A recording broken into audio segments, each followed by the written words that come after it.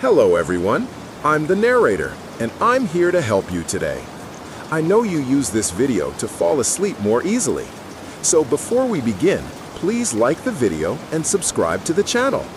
Where are you from and what time are you watching this? Now, relax and let's get started. The Knock at Midnight. There was a man named Anne who lived alone in a small house tucked away amidst ancient trees, far from the bustling town. Anne's house, though simple, always radiated a warm glow with its soft yellow light spilling from the windows, warming a corner of the sparse forest. Anne was an introspective man, fond of quietude and the companionship of nature.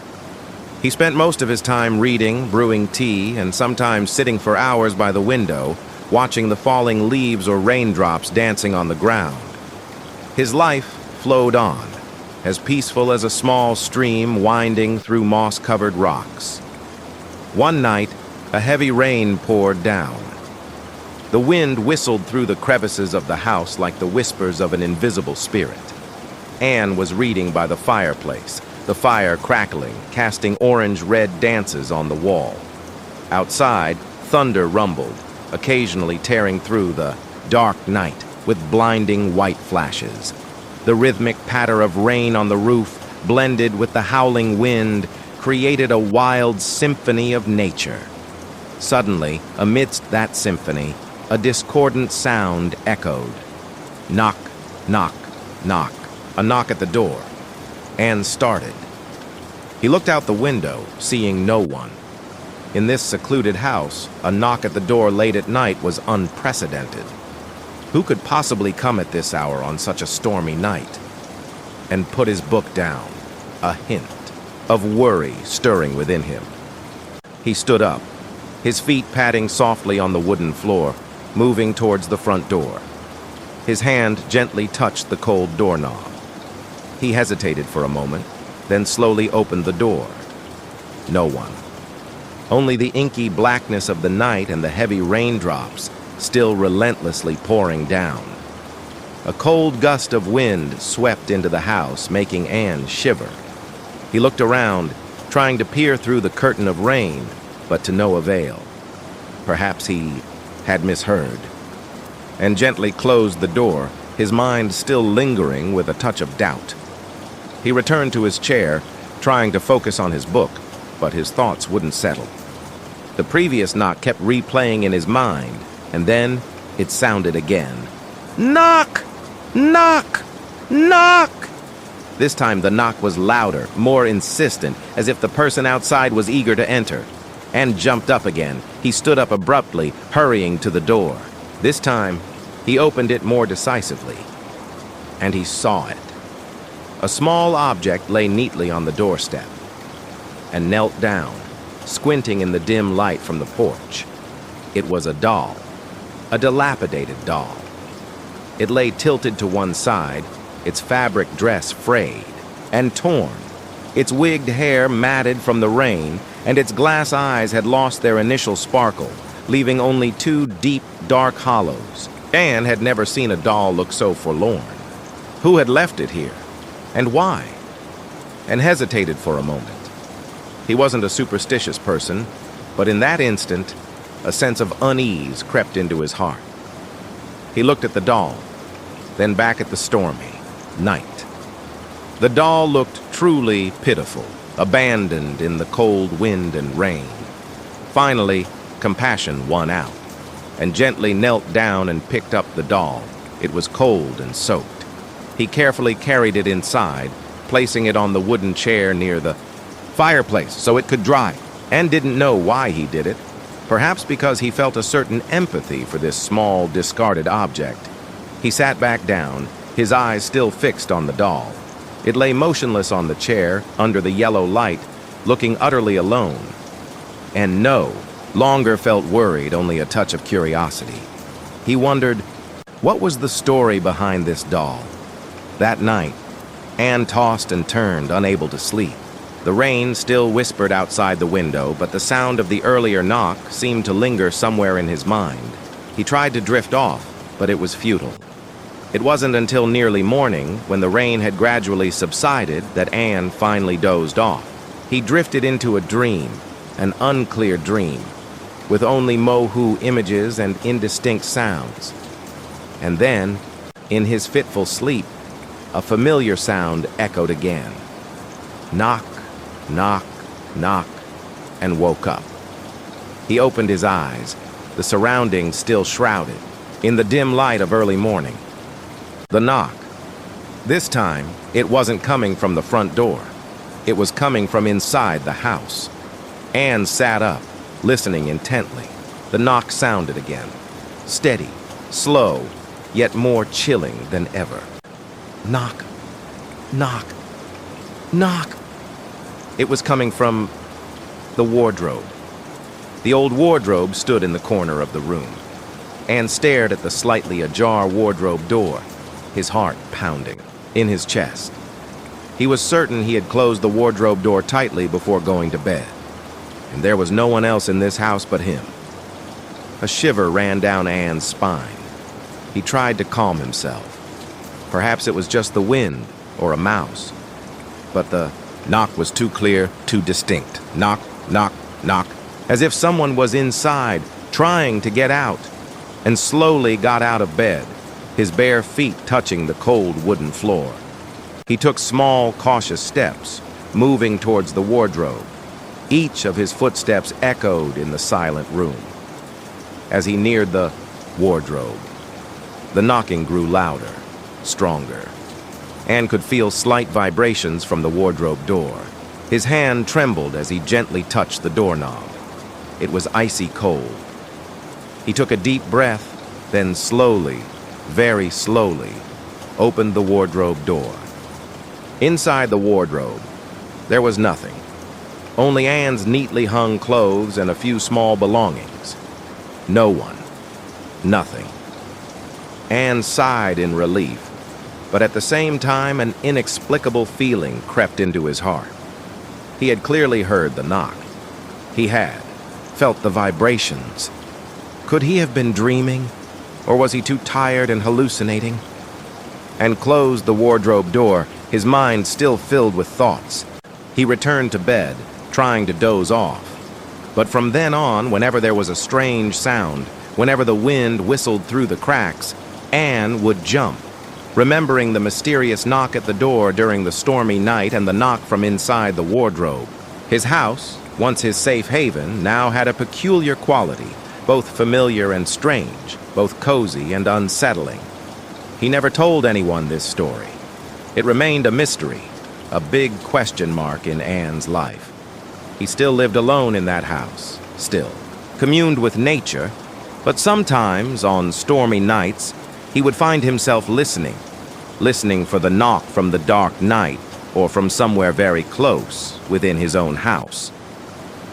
The Antique Mirror Inn, a small corner of an ancient tree-lined street, nestled behind leafy banyan trees, stood a second-hand shop called Timeless Memories. This shop wasn't flashy or brightly colored, but it held countless items that had weathered the tides of history. Each piece within carried its own story, a silent soul waiting to be discovered. And it was here that the story of Anne, a young woman with a free spirit and a touch of dreaminess, began. Anne was a freelance graphic designer.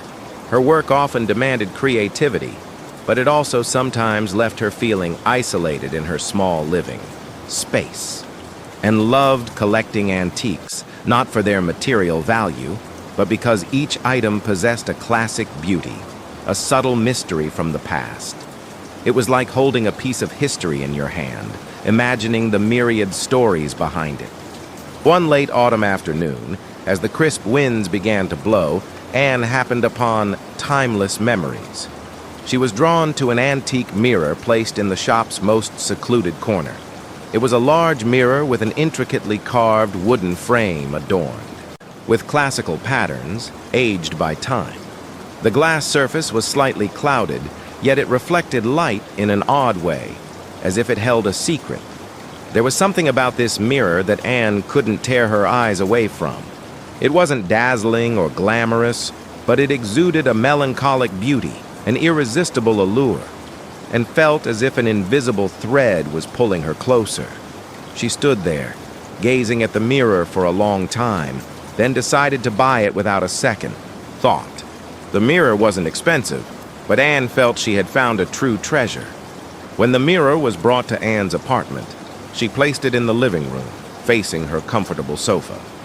The light from the window streamed in, highlighting the delicate carvings on the frame, and smiled, satisfied. She thought this mirror would be a wonderful accent for the room, bringing a touch of classical charm that she adored. In the first few days, Anne often admired herself in the mirror. She liked seeing her face in the natural light, stroking the antique carvings. Everything was normal, nothing out of the ordinary. Anne was completely pleased with her new acquisition. But then, one evening, as Anne was reading on the sofa, she casually glanced at the mirror.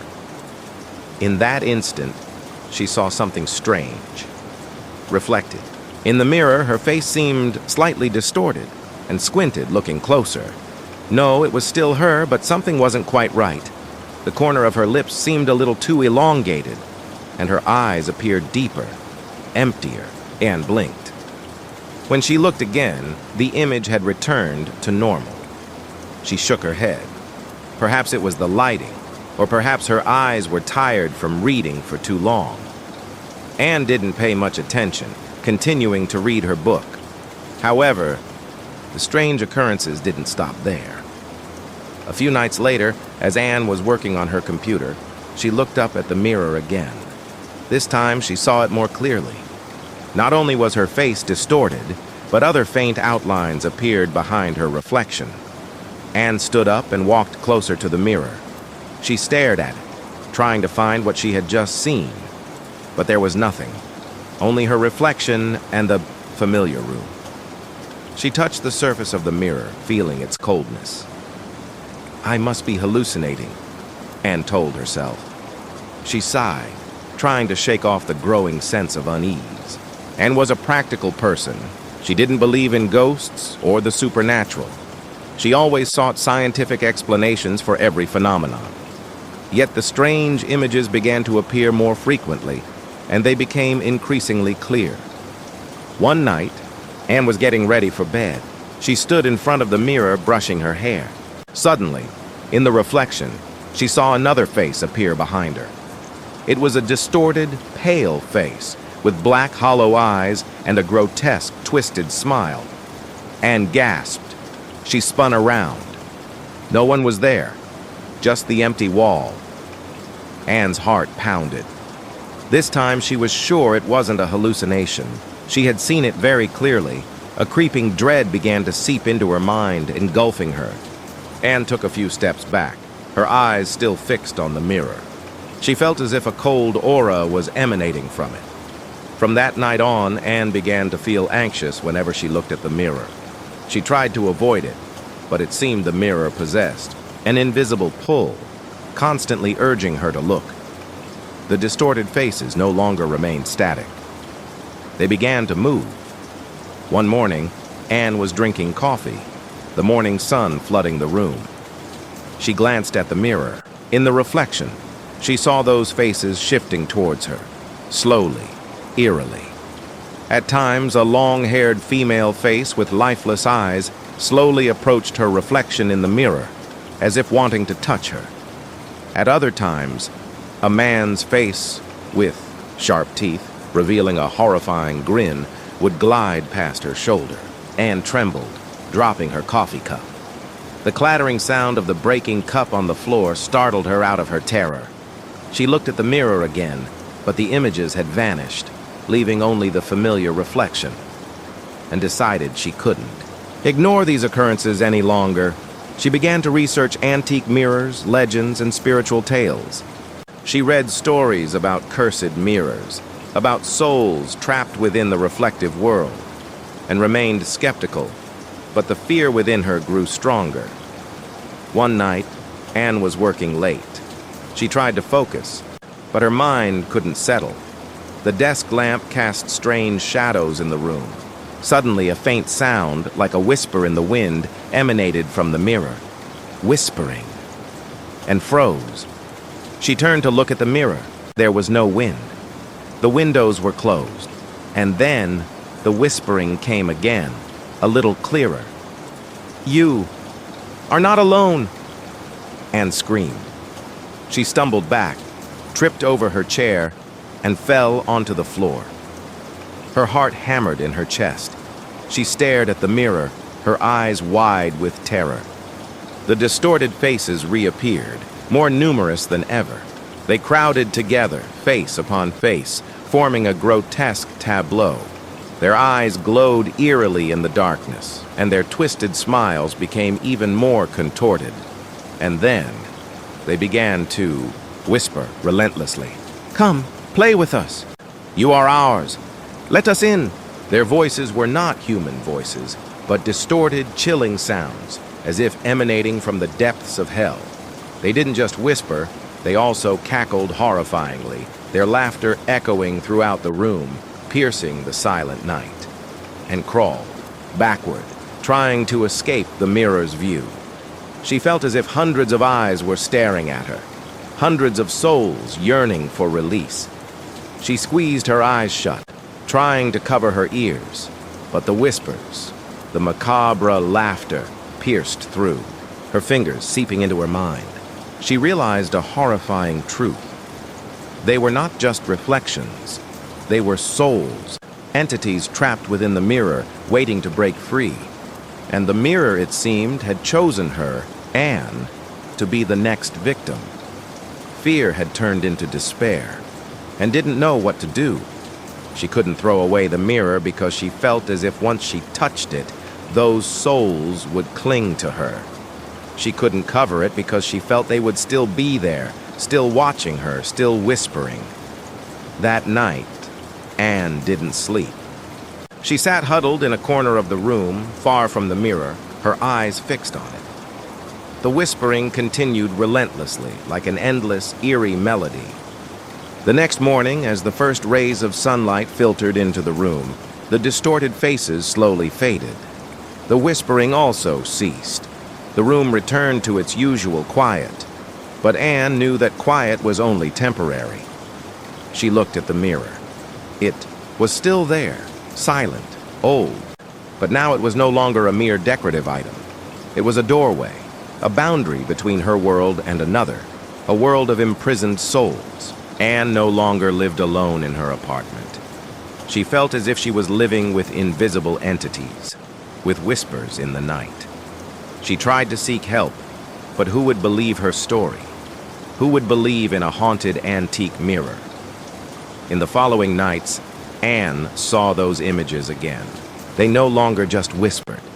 They began to speak more clearly. "Release us! We are so cold! Come closer!" Anne became obsessed. She couldn't work, couldn't sleep. Every time she closed her eyes, she saw those distorted faces. Every time she woke up, she saw the mirror watching her. Once, while Anne was cooking, she inadvertently glanced at the mirror. She saw a slender, pale hand slowly reaching out from behind her reflection in the mirror. The long, sharp fingers seemed to want to touch her shoulder, and shrieked, dropping the knife she was holding. She knew if she didn't do something, she would go insane, and spent days researching, looking for any information about antique mirrors, about how to break curses. She found a few old books writing about exorcism rituals, about how to seal souls. She didn't believe in such things, but in this situation, she had no other choice. One night, Anne decided to confront the mirror. She had prepared herself mentally, having read through ancient incantations and rituals.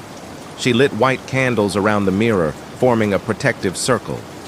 The candlelight flickered, casting strange images in the mirror. The distorted faces reappeared. This time, they were more ferocious, angrier, as if they knew Anne was trying to fight them. The whispers turned into growls, curses. "Dare you defy us? You will pay!"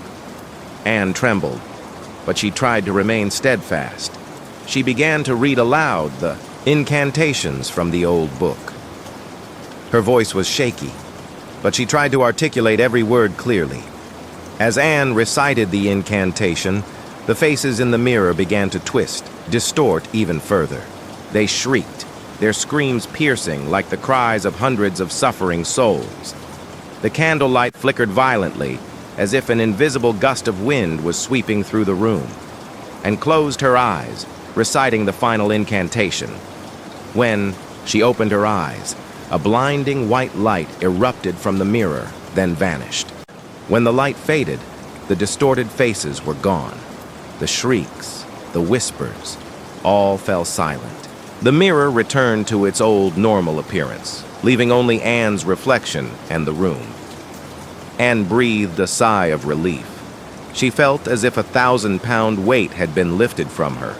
A lingering sense of fear remained, but she knew at least for now, she was safe, and never dared to look carelessly into the mirror again. She decided to wrap it in a thick black cloth, store it in a secluded corner of the storage room, and never touch it again. She kept the mirror, not because she wanted it, but because she didn't want it to fall into someone else's hands and cause similar terrifying stories. Anne's life returned to normal. She still worked, still read, still loved antiques. But from then on, whenever she saw an old mirror, she remembered the antique mirror in her house, remembered the distorted faces, the whispers in the night, and she knew that there were mysteries in this world that science couldn't explain.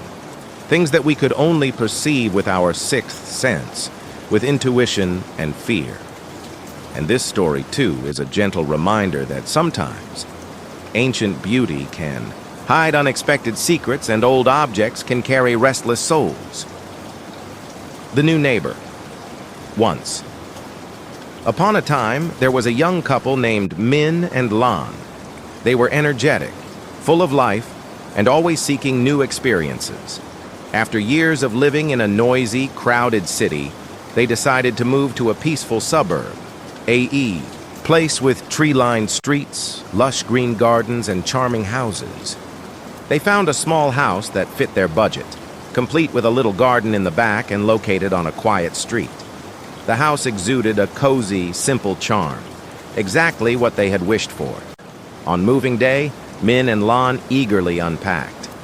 They laughed and talked about decorating, about their plans for their new home. Everything seemed perfect. However, there was one small detail they noticed right from the very first days. It was their next-door neighbor.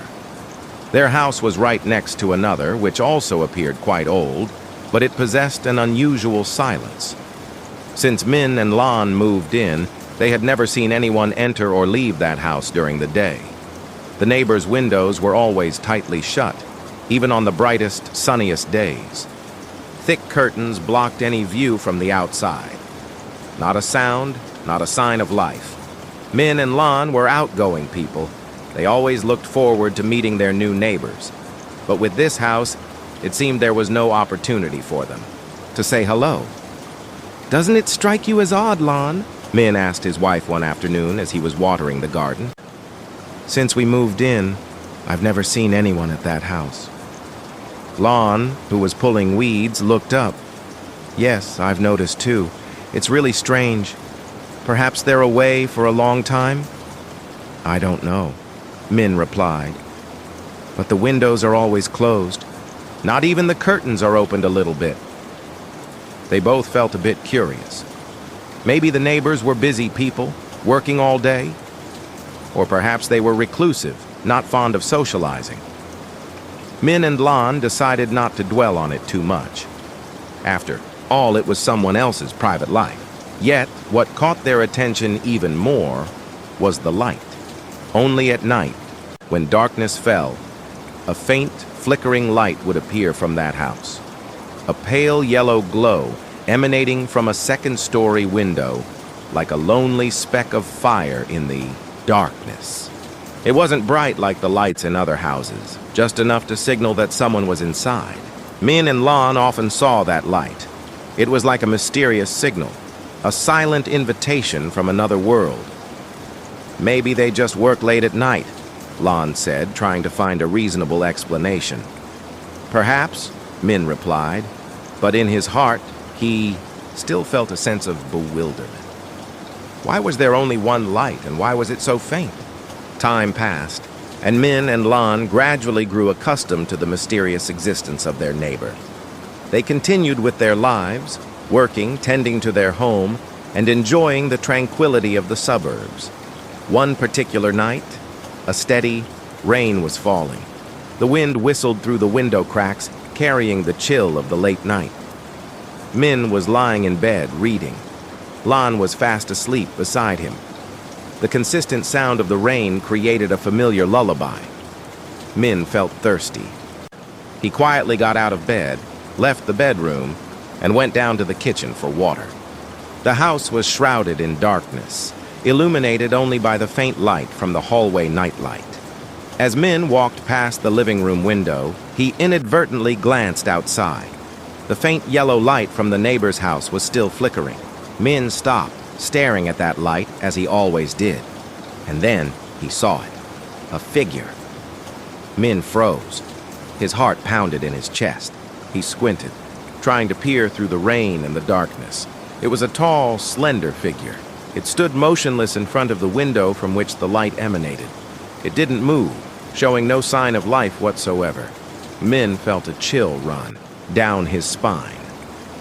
He stood there, as if frozen, his eyes fixed on the figure. He tried to calm himself, telling himself it was just an illusion, or some object that resembled a person. But then, Min realized something even more horrifying. The figure was staring directly at their house. Its eyes, though not clearly visible in the darkness, Min could sense a cold, penetrating gaze, as if it was looking straight into his soul. Min felt his entire body stiffen, unable to move. A feeling of utter dread enveloped him. He felt as if he was being observed, watched by something invisible. Min didn't know how long he stood there. Perhaps only a few seconds, but to him, it felt like an eternity. He tried to breathe, but his chest felt constricted. Finally, with an extraordinary effort, Min turned around, his steps trembling as he returned to the bedroom. He quietly climbed into bed, lay down next to Lon, and tried to breathe steadily. He closed his eyes, but the image of the tall, slender figure, standing motionless by the window, staring directly at their house, haunted his mind. Min couldn't sleep that night. He lay awake, listening to the falling rain and the pounding of his heart. He didn't dare look out the window again. The next morning, when the sun rose, Min woke up with a pale, tired face. Lon woke up, noticing her husband seemed strange. "What's wrong, Min?" Lon asked, her voice groggy. Min hesitated for a moment. He didn't know if he should tell Lon about what happened last night. He was afraid she would worry, would be scared. But in the end, he decided to tell her.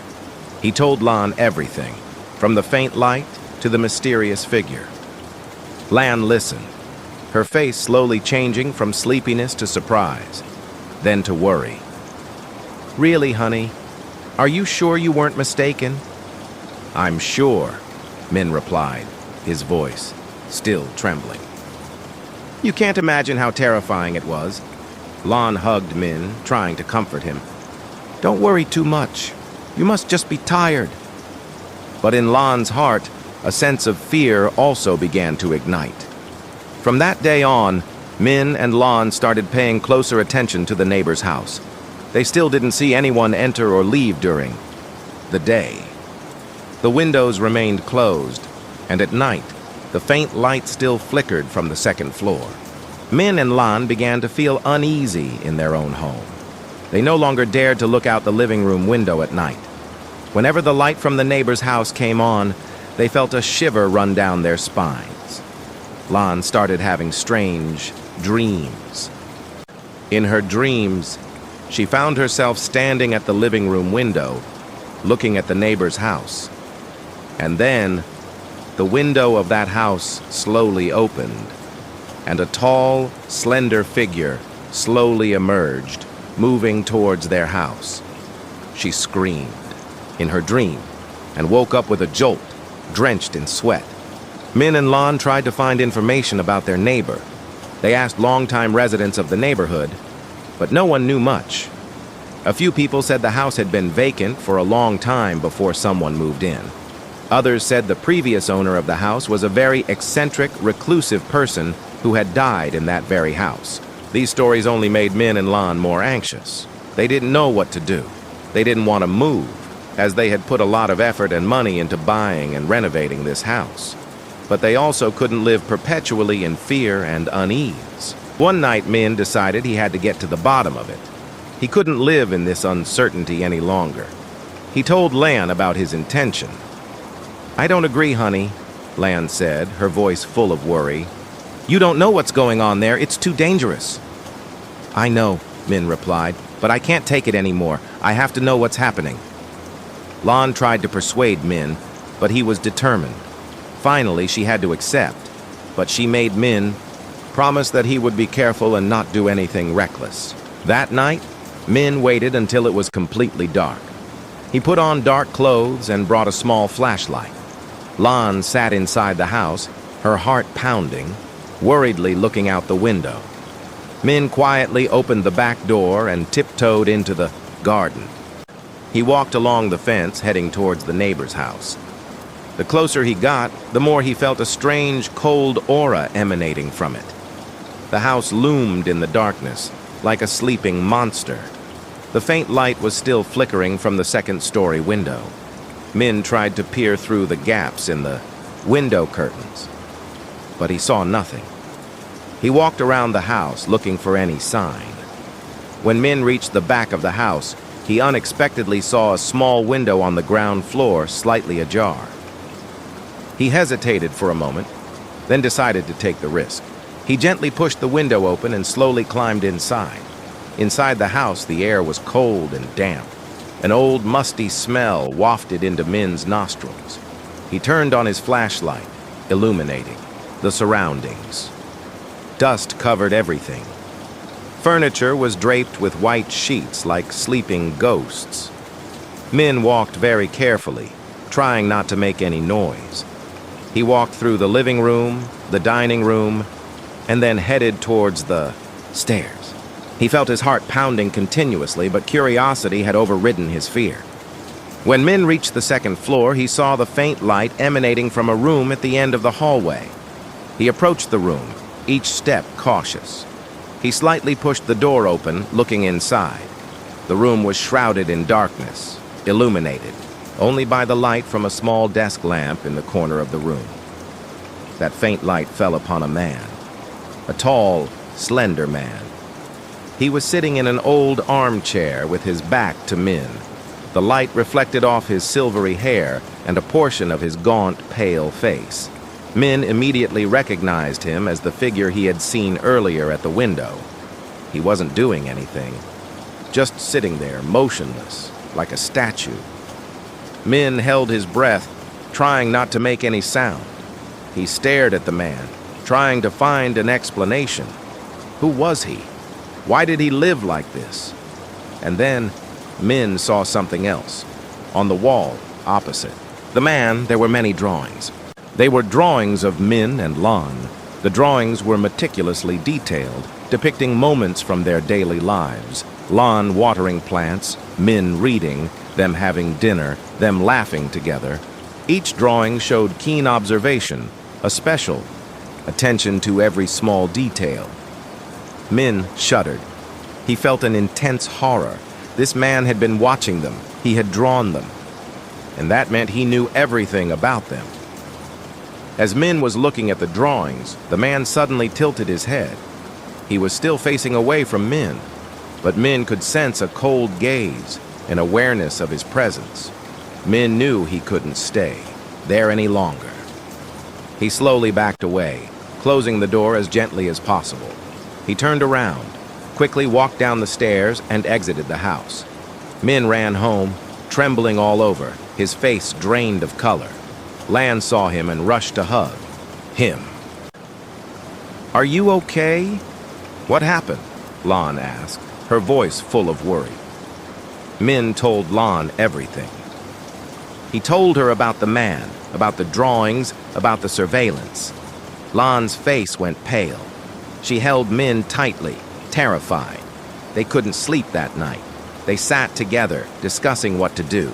They couldn't stay in this house anymore. The feeling of being watched, of being violated, was too unbearable. The next morning, Min and Lan decided to move. They didn't want to spend another moment in that house. They sold the house, not caring about the loss. They just wanted to escape that place as quickly as possible. Before leaving, Min and Lan looked at the neighbor's house. The window was still closed. The faint light from the second floor was still flickering, even in broad daylight. And in that moment, Min and Lan felt as if an invisible pair of eyes was staring at them, smiling in a grotesque way. They left, never looking back. They started a new life elsewhere, trying to forget the terrifying memories of the old house and the mysterious neighbor. Min and Lan never knew who that man was, or why he did what he did. Perhaps he was just a lonely soul, an eccentric artist obsessed with the lives of others.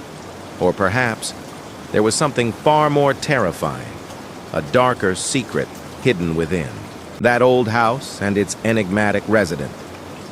And this story, too, is a gentle reminder that sometimes silence is not peace, and mysteries lie right next to us, waiting to be discovered, or perhaps better left untouched. The midnight call-in, his cozy bedroom, adorned with posters of his favorite bands and stacks of sci-fi novels, Tuan, a 17-year-old teenager, was lost in the world of a fantasy novel. The clock showed 1 a.m., but Tuan couldn't tear his eyes away from the words. Outside, the night wind gently whistled through the window cracks, blending with the chirping of insects, creating a familiar soundtrack for his late-night reading sessions. Tuan was a smart, somewhat introverted boy with a vivid imagination. He loved exploring mysteries and reading about supernatural phenomena, but he himself was quite practical. He always sought logical explanations for everything and wasn't easily swayed by ghost stories or the occult. That night, as Tuan was engrossed in the final pages of his book, suddenly a jarring sound erupted, shattering the stillness of the night. Ring, ring, ring. The phone. Tuan startled. He looked at the phone on his nightstand. The screen lit up, displaying an unknown number. No name, no picture. Just a sequence of digits Tuan had never seen before. Who would call at this hour? Past 1 a.m. Not friends, not family. Tuan's heart suddenly quickened a bit. He hesitated for a moment, then decided to answer. Maybe it was a wrong number or some kind of emergency. Tuan brought the phone to his ear. Hello? His voice was soft, laced with sleepiness. No reply. Only an eerie silence from the other end. Tuan squinted at the phone screen, trying to check if the call had been disconnected.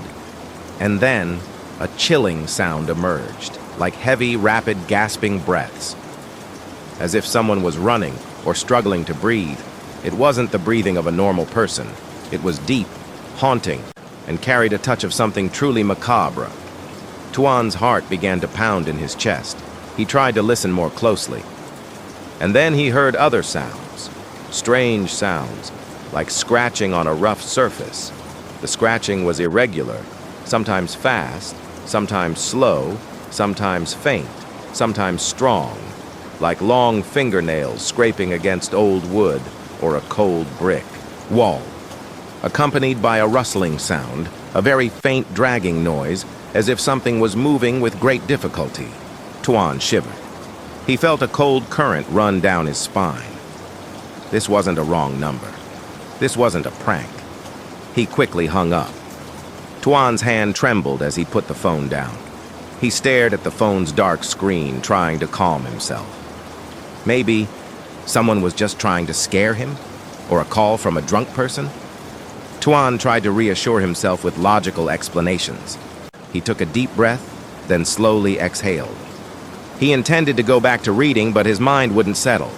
The gasping, the scratching, still echoed in his head. And then, Just a few seconds later, ring, ring, ring. The phone rang again. This time, Tuan's heart felt like it would leap out of his chest. The same unknown number. He stared at the screen, hesitating. Should he answer, or just let it ring? Curiosity won out over fear. Tuan cautiously picked up the phone. He brought the phone to his ear, not daring to say anything. He just listened. Still the gasping, still the scratching. But this time, they were clearer, closer, as if the caller was very near him. And then a hoarse, distorted voice, cold as ice, came from the other end of the line. It wasn't a man's or a woman's voice, but an unearthly sound, like the wind howling through an ancient tomb or the whisper of a trapped spirit. The voice whispered slowly but utterly terrifyingly. "I am right behind you." Tuan froze. He felt his entire body stiffen, unable to move. The blood in his veins seemed to congeal. He didn't dare turn around. He could feel a cold breath on the back of his neck. A heavy sensation pressed down on his shoulders. The air in the room suddenly became freezing cold, even though the windows were tightly closed. The scratching sound returned, clearer than ever, as if it was scratching on his very bed, or even on his shoulder. The rustling, the dragging noises grew closer and closer. Fear had turned into absolute terror. Tuan screamed. He flung the phone to the ground, shattering it. He sprang out of bed, spinning around. No one was there, only the dim darkness of his familiar room. The phone lay broken on the floor, its screen cracked. Tuan gasped for breath, backing away, tripping over his chair and falling onto the floor. His heart hammered wildly, as if it would burst. His whole body trembled uncontrollably. He stared at the empty space behind him, where the terrifying voice had whispered. He felt as if an invisible pair of eyes was staring at him, laughing grotesquely in the dark. Tuan crawled backward, trying to escape the room. He rushed out the door, ran downstairs, and turned on all the lights in the house. He didn't dare stay alone in the dark anymore. Tuan's parents woke up startled by the noise. They ran downstairs, finding Tuan huddled in the living room, his face ashen, trembling incessantly. "Tuan, what's wrong?" his mother asked, worried. Tuan tried to speak, but his voice was lost to fear. He could only point at the shattered phone on his bedroom floor. His parents rushed upstairs to see. When they saw the phone, they were surprised. But when they heard Tuan's story, their faces gradually turned to concern. They didn't believe in ghosts, but Tuan's fear was real. And what he recounted was too detailed, too vivid to be a dream. That night, Tuan's parents stayed in the living room with him. They tried to comfort him, but Tuan couldn't sleep. Every time he closed his eyes, he saw the image of the hoarse voice, the scratching sounds, and the terrifying whisper, "I am right behind you." For the next few days, Tuan remained haunted. He didn't dare be alone, didn't dare turn off the lights, and especially didn't dare use his phone at night. Every time the phone rang, he would jump, his heart pounding. Tuan's parents tried to trace the unknown number. They asked the police and technology experts, but no one could track it. The number seemed not to exist or had been intricately encrypted. Tuan began to feel depressed. He couldn't focus on his studies, couldn't be cheerful as before. He constantly felt as if someone was watching him, right behind him. Sometimes, when Tuan was walking on the street, he would feel a cold breath on the back of his neck, and hear a very faint gasp, a scratching sound somewhere very close. He would turn around, but no one was there. He knew it was what remained from that call. It had haunted him, clinging to him like an invisible shadow. Tuan's parents took him to see a psychologist. The doctor said that Tuan was suffering from an obsession, under stress after a mental shock. The doctor advised Tuan to relax, avoid negative thoughts, and try to return to normal life. Tuan tried to follow the doctor's advice. He exercised, listened to soft music, and read light-hearted books. Gradually, the obsessions subsided. The gasping, the scratching no longer appeared frequently. He started to sleep at night, though still feeling a little anxious whenever darkness fell. One night, Tuan was lying in bed, trying to drift off to sleep. He had turned off the lights, and the room was shrouded in darkness. Suddenly, a faint sound emerged. Tap, tap, tap. A soft knock, not from the phone, not from the wardrobe, but from his bedroom window. Tuan's eyes flew open. His heart began to pound again. He felt a cold gust of air on his face. He knew it was back. He didn't dare pick up the phone again. He didn't dare turn around. He just lay there, huddled under his blanket, eyes squeezed shut, trying to breathe deeply and praying. The knocking on the window continued, steadily, slowly, like a reminder that it was still there, still watching him, still waiting. And in the darkness, Tuan heard the gasping again, the scratching, and then a hoarse, icy voice emerged once. More, this time not from the phone, but from right outside the window, as if it was standing there staring directly at him. I am still right behind you. Tuan couldn't take it anymore. He burst into tears, letting out a scream. His parents rushed in again. But when they turned on the lights, there was nothing. The window was still closed. No one was outside. From then on, Tuan never felt safe in his room again. He always felt as if an invisible pair of eyes was staring at him from outside the window, from the depths of the darkness. He always felt a cold breath on his neck whenever he turned his back. Tuan was no longer the carefree teenager who loved exploring mysteries. He had learned that there are some mysteries that should not be touched, things that we should never seek to understand. And every time night fell, when the phone rang, or when there was a strange sound from the window, Tuan remembered that fateful night, the midnight call, and the hoarse voice whispering, "I am right behind you." The lullaby. The Nguyen family's house was nestled on a small hill, surrounded by ancient, lush green trees. It was a large, classic-style home with arched windows and a spacious, meticulously maintained garden. The entire house exuded a dignified, serene, yet equally cozy atmosphere. Lynn, an energetic university student, was house-sitting during her summer break. She was a cheerful, optimistic young woman with a constant smile on her face. Lynn adored children, and she often took care of homes for families with young kids when they were away. This time, however, was different. The Nguyens were on a long trip, and they didn't have young children. They simply needed someone to look after the house, water the plants, and feed their cat. Lynn arrived to start her job on a beautiful sunny afternoon. Mr. and Mrs. Nguyen, a kind elderly couple, meticulously showed her every nook and cranny of the house. They were very meticulous and careful, instructing Lynn on every little detail, from what kind of food to feed the cat to how to water the rare orchid pots. "Remember, Lynn," Mrs. Nguyen instructed, "you don't need to go up to the attic room. It's locked. Just leave it as it is."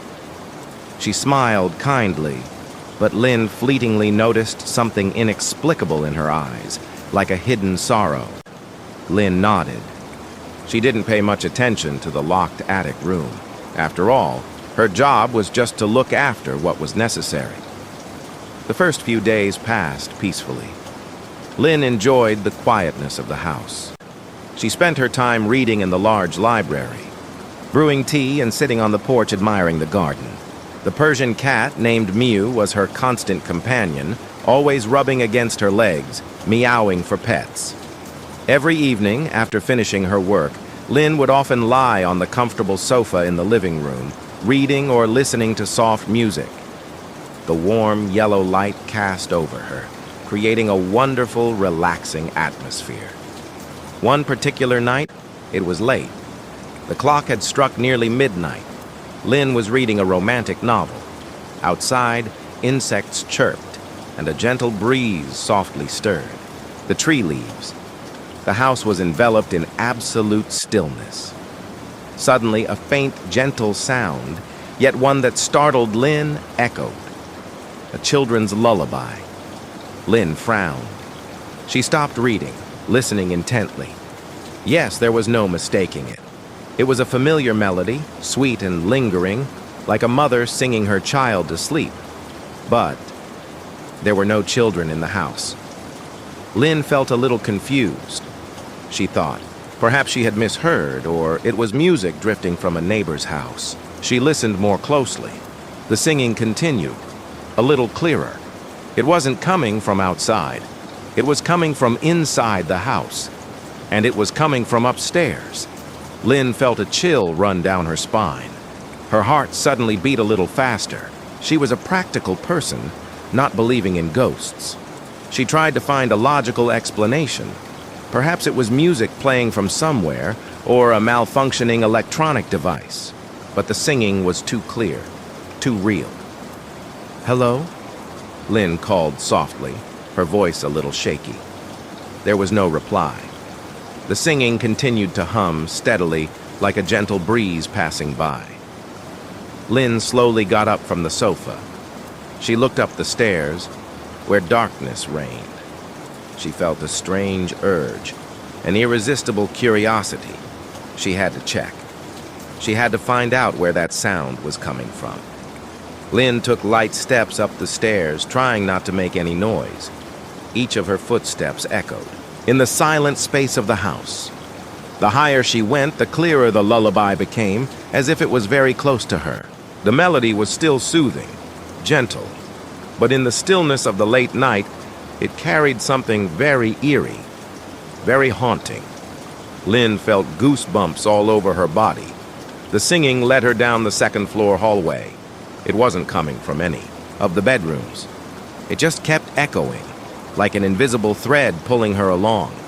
And then, the singing led Lynn to the end of the hallway, where there was an old wooden door. The door to the attic room. Lynn stopped. She remembered Mrs. Nguyen's words. "You don't need to go up to the attic room. It's locked." But the singing was echoing very clearly from behind that door. "Hush now, sleep, my child." The singing sounded very close, very real, as if someone was right behind the door singing to an invisible child. Lynn touched the doorknob. It was icy cold.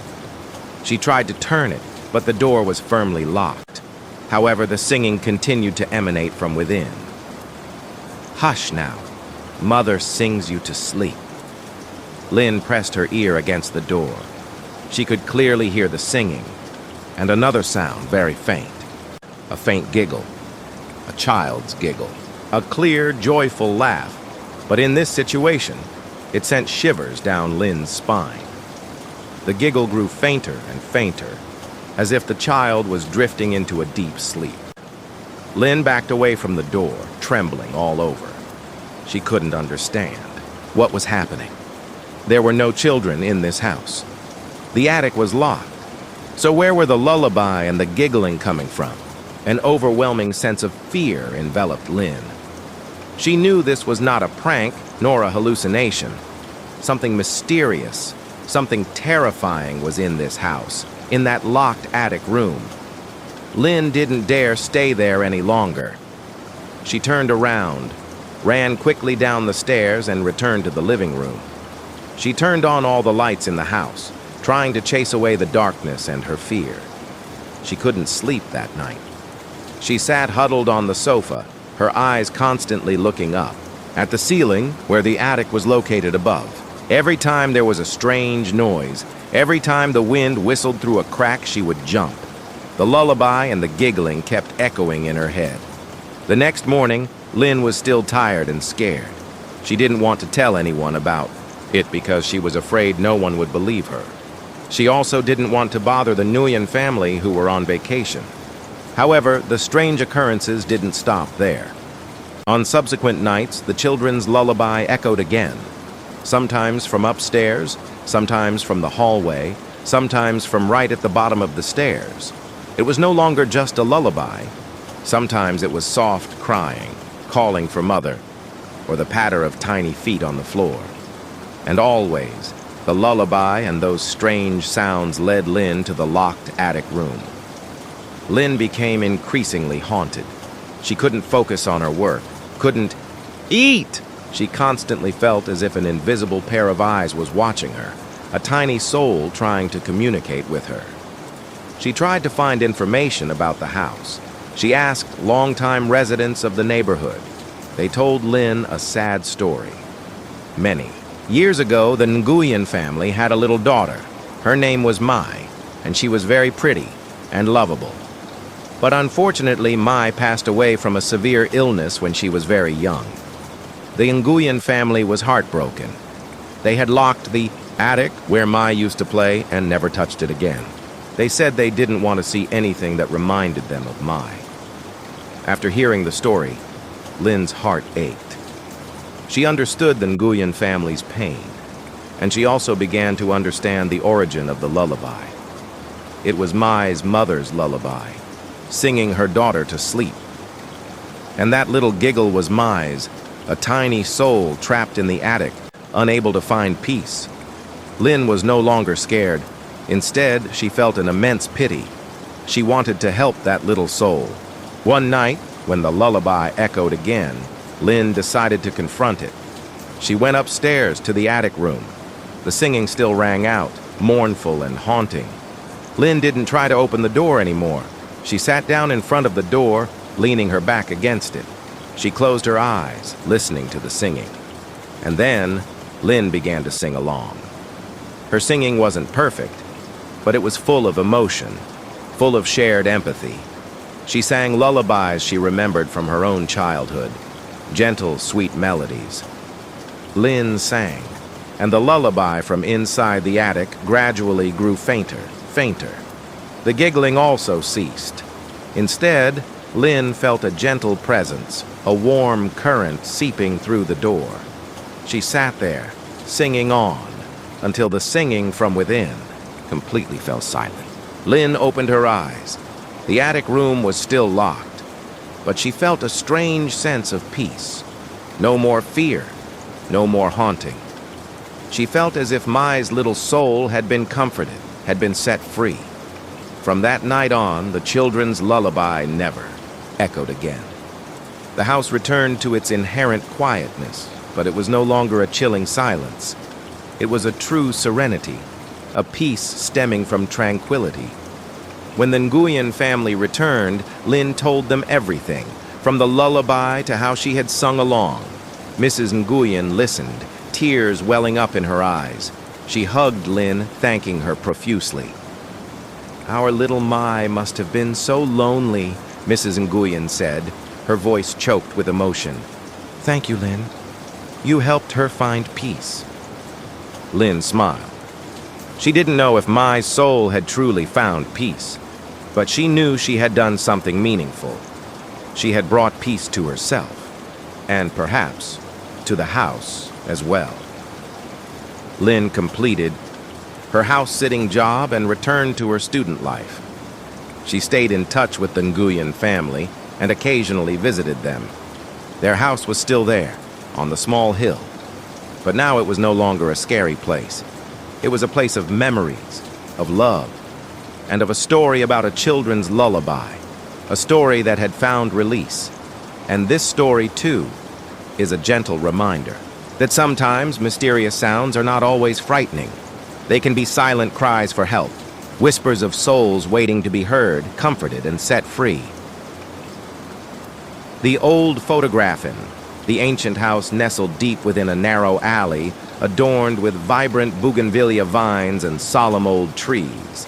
Anne, a young man with an artistic soul and a touch of nostalgia, found himself amidst relics of the past. This house belonged to his grandmother, where Anne had spent his childhood summers, where he had listened to her fairy tales and village legends. After his grandmother passed away, the house remained vacant for some time. Anne decided to return, not to sell or rent it, but to live there, to feel the warmth of family again. and to rediscover forgotten memories. Anne was a freelance photographer. He loved the beauty of time, of forgotten moments. And this house, with every brick, every window pane, held a story waiting to be told. One afternoon, as Anne was tidying the attic, which contained countless old items, he stumbled upon a worn, dust-covered wooden box. The box looked ordinary, yet it stirred an inexplicable curiosity. Anne opened the box. Inside were old letters, yellowed notebooks, and a few faded black and white photographs, and picked up each photograph, gently blew off the layer of dust, and gazed at them. Each photo was a window to the past, bringing him back to familiar images of his grandmother, his grandfather, and other departed loved ones. He smiled as he saw his grandmother in her youth, with a kind smile and eyes full of love. And then he came across a peculiar photograph. It was an old photograph, probably, taken many years ago. In the photo was a group of children, about 6 or 7 of them, playing in a garden. They were laughing and frolicking, dressed in simple clothes, their faces smeared with dirt. The photo exuded the innocent, pure charm of childhood. Anne smiled. He liked photos like this. They brought a sense of peace and warmth. But when he looked closer at the photograph, the smile on his lips suddenly faded. There was another child in the group. It stood at the edge of the photo, slightly separate from the others. Its face was pale, and its eyes were completely black. No whites, no pupils, just 2 deep, hollow black holes like bottomless pits, and shivered. He felt a cold sensation run down his spine. The child wasn't smiling. Its face was devoid of any expression, but those dark eyes stared straight at the viewer. It was looking directly at Anne. Min felt an unusual discomfort. He shook his head. Perhaps it was the lighting or the old photo's quality had blurred the details. He tried to find a logical explanation. He brought the photo closer, trying to get a clearer look at those eyes. And then, as he looked closer, the child in the photo seemed to be smiling. A very faint, very mysterious smile, as if it was hiding something. That smile was not friendly. Instead, it carried something very macabre, very haunting. And then, the most terrifying thing happened. The child in the photo, slowly, very slowly, raised its finger to its lips, as if signaling for silence, and dropped the photo. It fell to the floor, making a soft sound in the quiet attic. His heart pounded in his chest. His whole body trembled. He couldn't believe his eyes. He had seen it so clearly. The child in the photo had moved. It had smiled, and it had signaled for silence.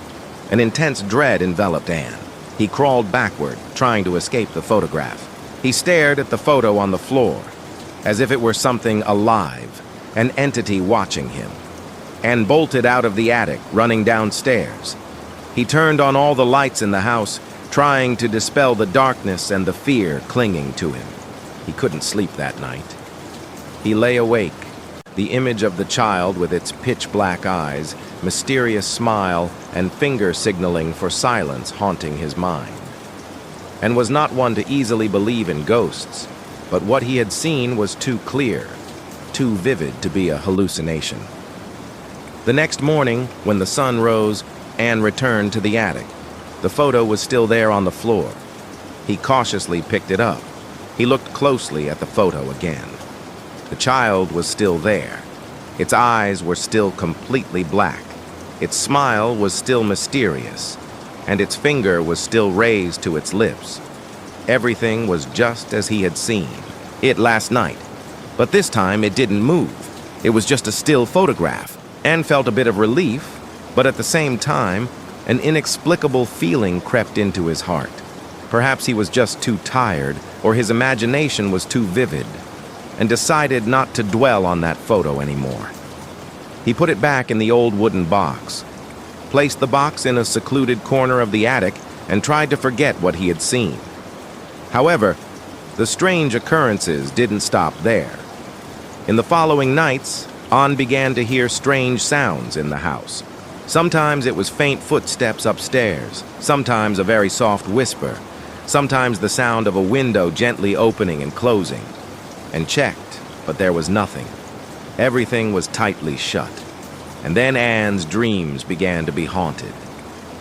His dreams, he saw himself standing in a garden where children were playing, and among them, there was a child with pitch-black eyes, staring directly at him, smiling grotesquely, and raising its finger to its lips, signaling for silence. He screamed in his dream and woke up with a jolt, drenched in sweat, and couldn't bear it anymore. He knew that the photograph, or the child in the photograph, was haunting him, and went up to the attic again. He took out the wooden box and retrieved the old photograph. He stared at the child's pitch-black eyes. "Who are you?" Anne asked softly, his voice trembling. The photograph remained silent. Anne began to research haunted photographs and souls trapped in old objects. He read stories about photographs where the souls of the photographed individuals could not find peace, and they continued to haunt the viewer. He didn't believe in such things, but now he had no other choice, and tried to find information about the house's history, about the people who had lived there. He asked the elderly residents of the village, those who had lived there for a very long time. One old woman told Anne a sad story. Many years ago, a family lived in this house. They had a small son, very mischievous and adorable. But unfortunately, during a game, the boy fell into a well and died. The family was heartbroken. They buried the boy right in the house's garden. And after that, they moved away, leaving the house empty. And felt a chill run down his spine after hearing the story. He looked at the photograph. The child in the photo was probably the deceased boy. And perhaps the boy's soul was still here, still trapped in this house, in this photograph. Anne was no longer scared. Instead, he felt an immense pity. He understood the boy's pain, the pain of a soul left behind. One night, Anne decided he had to do something. He brought the photo down to the living room and placed it on the table. He lit a few white candles around the photograph. The candle light flickered, illuminating the child's face with its pitch-black eyes. Anne sat down, looking at the photo. He began to talk to the child, as if it were right in front of him. "Hello," Anne said softly. "I know you're here. I know you've been lonely. But you don't have to be scared anymore. You don't have to stay here anymore." Anne told the child about the outside world, about the beautiful things waiting for it. He told about the sparkling stars, the vibrant flower fields, the fluffy white clouds. He told the child that it could leave, it could find peace. As Anne was speaking, he felt a gentle, cold current pass through him. He looked at the photo. The child's pitch-black eyes seemed to soften slightly. The mysterious smile seemed to have vanished. And then a faint sound, like a sigh of relief, echoed. The candles suddenly flickered out. The room plunged into darkness, and startled. He quickly turned on the lights. The photo was still there on the table. He picked it up. The child's eyes were no longer pitch black. They were back to normal with whites and pupils. Its face was no longer pale. It was still a child's face, but no longer terrifying. And its finger was no longer raised to its lips. It was resting normally like a regular child's, and breathed a sigh of relief. He knew he had done something. The child's soul, perhaps, had been set free. From that night on, Anne no longer heard strange sounds in the house. He no longer had terrifying dreams. The house returned to its inherent peace, but it was no longer an eerie silence. It was a true serenity, a peace stemming from tranquility, and still kept that photograph. He placed it in a beautiful frame on his desk. Every time he looked at the photo, he remembered the story about the child with the pitch-black eyes and about how he had helped it find peace. and continued to live in his grandmother's house, continuing his photography work. He captured the beautiful moments of life, of nature, of his loved ones. And he knew that there are mysteries in this world, things that we cannot see with our naked eyes, but that we can feel with our hearts. And this story, too, is a gentle reminder that sometimes old photographs are not just inanimate pieces of paper. They can be doorways to another world, where trapped souls are waiting to be heard, understood, and set free. The walking Dollin. Her soft pink room, with walls adorned with princess images and fluffy teddy bears, Lynn, an adorable 8-year-old girl, was drifting off to sleep. Lynn was an innocent little girl, with long, shiny hair and big, round eyes that sparkled like stars. She loved fairy tales and always dreamed of a magical world. Lynn's 8th birthday was truly special. She received many gifts, but the one she loved most was a large present, carefully wrapped in shimmering silver paper. When Lynn carefully opened the gift box, she cried out with delight. Inside was a beautiful porcelain doll. The doll was magnificent. It had shiny blonde hair, braided into 2 charming pigtails, eyes as blue as sapphires, and small, rosy lips. The doll wore a pristine white lace dress, intricately embroidered with delicate patterns and tiny ballet slippers. Its entire body was made of polished porcelain, exquisitely carved down to the smallest detail, from its slender fingers to the folds of its dress. Lynn hugged the doll tightly, her face radiant with joy. "Oh, the doll is so beautiful," she exclaimed. Lynn's parents smiled, looking at their daughter. "That's a gift your grandma sent you, Lynn," her mother said. "She said this doll was made very specially." Lynn named the doll Rose. From then on, Rose became Lynn's closest friend. She always carried Rose with her everywhere, from the living room to the kitchen, and even out to the garden. Lynn often talked to Rose, telling her the stories she had read, the dreams she had dreamed. Every night before going to bed, Lynn carefully placed Rose on the small table next to her bed, neat and upright. She stroked Rose's blonde hair, wished her good night, and then closed her eyes. In the first few days, everything was normal. Rose remained in the same spot every morning. Lynn happily greeted the new day, played with Rose, and enjoyed her innocent life. But then, one morning, when Lynn woke up, she rubbed her eyes and looked towards the nightstand. The doll, Rose, was no longer there. Lynn startled. She sat bolt, upright, looking around the room. She was sure she had placed Rose on the table. Yet now it was lying in the corner of the room, right next to the wardrobe. "That's strange," Lynn murmured. She thought perhaps she had misplaced it while asleep, or that she had moved it in her sleep and couldn't remember. Lynn picked Rose up and put her back in her usual spot on the table. However, the same thing happened the next morning. Lynn woke up and Rose was in a different part of the room again. This time she was lying at the foot of the bed, face down, on the floor. Lynn picked her up, feeling a bit confused. She began to pay closer attention. These occurrences started happening more frequently. Every morning, Lynn would find Rose in a different position. On the chair, on the floor. Once she even found her right on the doormat outside her room. Lynn was always sure she had placed her on the table. She even tried covering Rose with a thin cloth, but the next morning the cloth would be pushed aside, and Rose would still be in a different position. Lynn told her parents about it. "My doll can walk, Mom," Lynn said, her eyes wide. Lynn's mother smiled, stroking her daughter's hair. "What are you saying, Lynn? Dolls can't walk, darling. You must have been dreaming or you moved it yourself and just don't remember." Lynn's father also laughed. "That's right, sweetheart. Or maybe our mischievous cat Miu knocked her down." Lynn tried to explain, but her parents didn't believe her.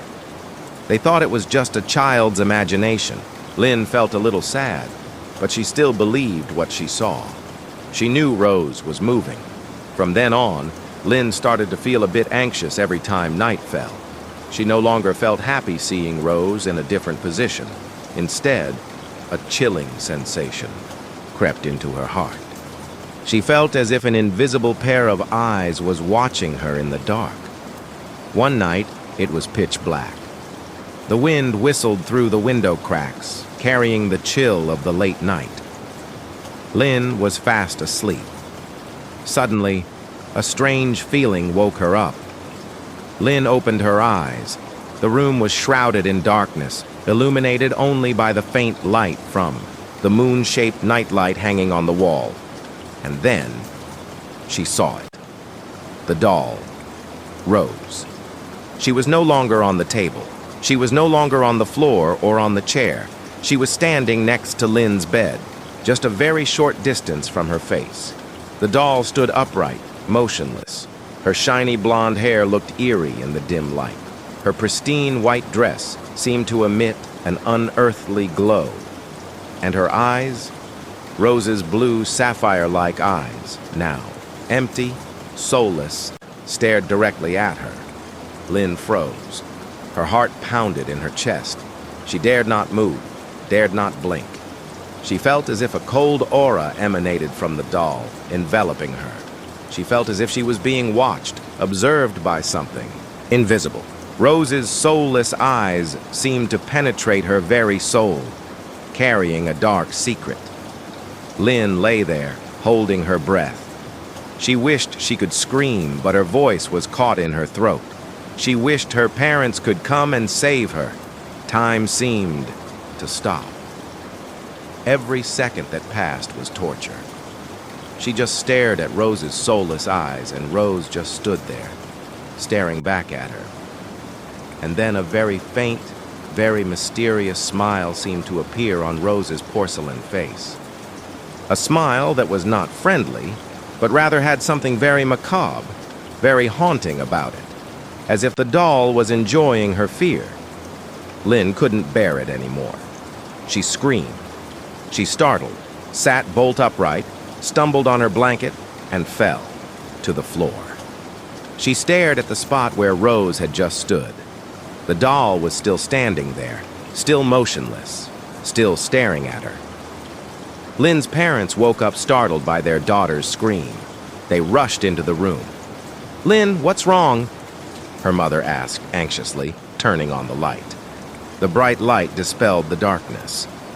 When the light came on, Lynn saw Rose still standing by the bed, but her eyes were no longer soulless.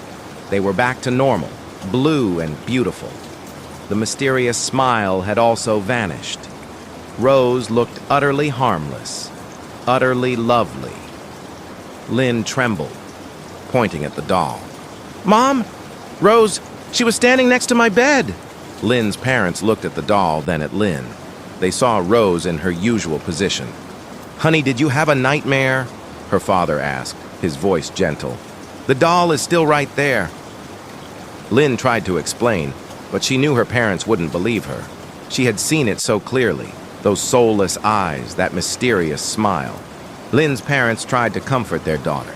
They sat with Lynn until she calmed down a bit. But Lynn couldn't sleep that night.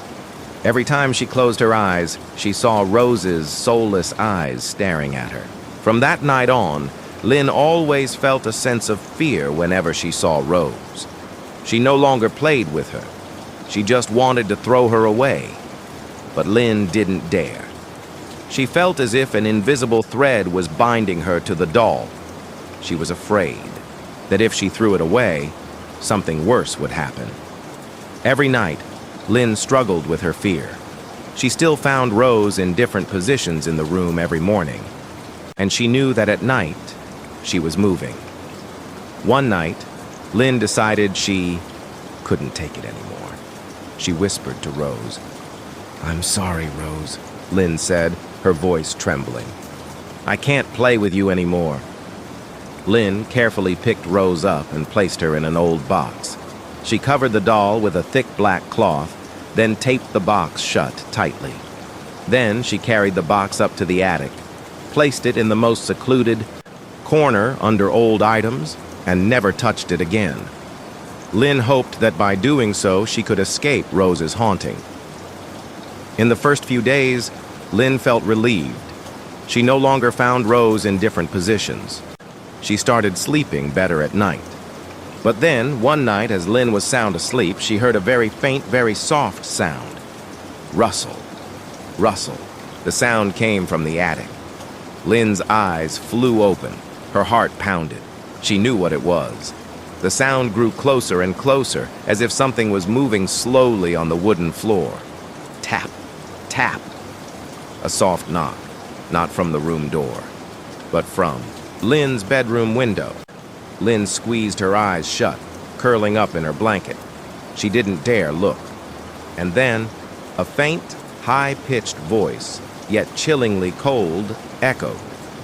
The voice was not human. It was a child's voice, but it carried something.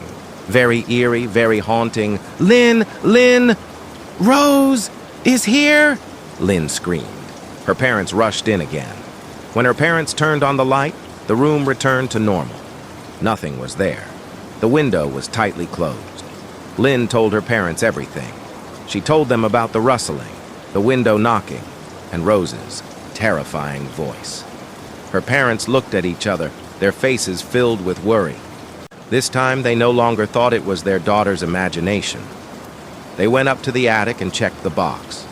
The box was still intact, the tape still, sealed tightly, but they felt a cold aura emanating from within. Finally, Lynn's parents decided to get rid of the doll. They took the box out of the house, went to a deserted river, and threw it into the rushing water. They hoped that by doing so, the doll would never return. From then on, Lynn never saw Rose again. She also no longer heard strange sounds at night. Her room became cozy and safe again. But sometimes, on full moon nights when Lynn was sleeping, she would hear a very faint, very distant giggle, like the laughter of a child playing on the river. And she knew Rose was still there. She never completely disappeared. She was just waiting patiently for one day she could return. And this story, too, is a gentle reminder that sometimes the most beautiful gifts can hide the most terrifying secrets, and inanimate objects can carry a soul, a story that never truly ends. The Shadow Under the Bed Inn. His small bedroom, adorned with superhero posters and a whimsical bunk bed, Nam, a 7-year-old boy, was curled up under his covers. Nam was an intelligent, active boy, but he had a great fear: the dark. For Nam, darkness wasn't just the absence of light. It was a doorway to strange things, terrifying shapes lurking in the corners of the room, under the bed, or behind the window curtains. Every night before going to bed, Nam would ask his parents to turn on the nightlight and pull the blanket up to his chin, as if that flimsy blanket could protect him from everything. Nam's biggest fear was the monster under the bed. He believed that when the lights went out, hideous creatures with glowing red eyes and sharp claws would crawl out from under the bed, waiting to grab his feet. Nam's parents, Mr. Hai and Ms. Lan, did their best to reassure him. Mr. Hai would regularly check under the bed, shine his flashlight into every nook and cranny, and even pretend to fight off the monsters with humorous remarks. "Don't worry, son," Mr. Hai said one evening, after pretending to battle the monsters. "Dad chased them all away. There are no monsters under your bed now." Ms. Lan often told Nam cheerful fairy tales, stories about brave heroes who defeated all fears. "Monsters only exist in stories, Nam," Ms. Lan gently said, stroking her son's soft hair. "Just close your eyes, think of happy things, and you'll sleep soundly." Nam loved his parents, and he wanted to believe them. But every time the room plunged into darkness and blurry shapes began to appear in his vision, fear would return, creeping into his mind. He felt as if an invisible pair of eyes was staring at him from under the bed. One night it rained heavily. The wind whistled through the window cracks, carrying the chill of the late night. Nam was already in bed, trying to sleep. His T-Rex dinosaur nightlight emitted a faint yellow glow, just enough for him to dimly see the toys in his room. He closed his eyes, trying to think of happy things as his mother had advised. But the sound of the rain, the wind, and the distant thunder made him feel uneasy. He started thinking about monsters again. Suddenly, a faint but very distinct sound came from under the bed. Heavy breathing. Nam's eyes flew open. His heart suddenly pounded in his chest. The breathing wasn't his, nor was it the wind. It was deep, heavy, like the breathing of a large creature trying to suppress its breath. He lay still, holding his breath, listening intently.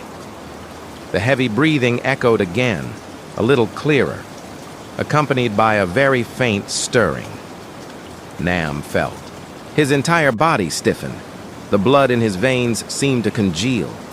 Absolute terror enveloped him. It wasn't a hallucination. It wasn't a sound from outside. It came from under the bed. Monster. He wanted to scream, wanted to call his parents, but his voice was caught in his throat. He wanted to jump up and run, but his limbs felt frozen. He squeezed his eyes shut, trying to breathe deeply, and prayed. He hoped it was just a dream, a nightmare. But the breathing continued, steadily, heavily, as if the creature was very close, right beneath him. Nam couldn't bear it anymore. A mixture of curiosity and fear overcame complete fear. He slowly, very slowly, opened his eyes. He looked down. The room was still dimly lit, with only the faint glow from the nightlight. And then he saw it. From under the bed, a thin, pale hand slowly reached out. Long, bony fingers like dry branches. Long, pointed fingernails like claws. The hand looked very ghastly, not a human hand. The hand slowly reached out, then gently, very gently, waved towards Nam, like an invitation. A cold, haunting invitation. Nam screamed. He sprang out of bed, dashed out of the room, ran downstairs, and turned on all the lights in the house. He dared not stay alone in the dark anymore. Nam's parents woke up startled by their son's scream. They rushed downstairs, finding Nam huddled in the living room, his face ashen, trembling uncontrollably. "Nam, what's wrong?" Ms. Lan asked worriedly, hugging her son. Nam tried to speak, but his voice was lost to fear. He could only point to his bedroom. His parents rushed upstairs to check. When they entered Nam's room, they saw everything was normal. The bed was there. There was nothing under it. The nightlight was still on. "Honey, did you have a nightmare?" Mr. Hai asked, his voice gentle. "There's nothing under your bed, son." Nam tried to explain. He told them about the heavy breathing, about the thin, waving hand. But his parents didn't believe him. They thought it was just because he was overly scared, and his imagination had made him see things that weren't real. "Dad already checked," Mr. Hai said. "There's nothing there. You just had a dream." That night, Nam's parents slept with him in the living room. They tried to comfort him, but Nam couldn't sleep. Every time he closed his eyes, he saw the image of the thin, pale hand, slowly reaching out from under the bed, waving towards him. In the days that followed, Nam remained haunted. He didn't dare be alone, didn't dare turn off the lights, and especially didn't dare look under the bed. He always felt as if an invisible pair of eyes was staring at him, a cold sensation brushing against his legs whenever he sat on the bed.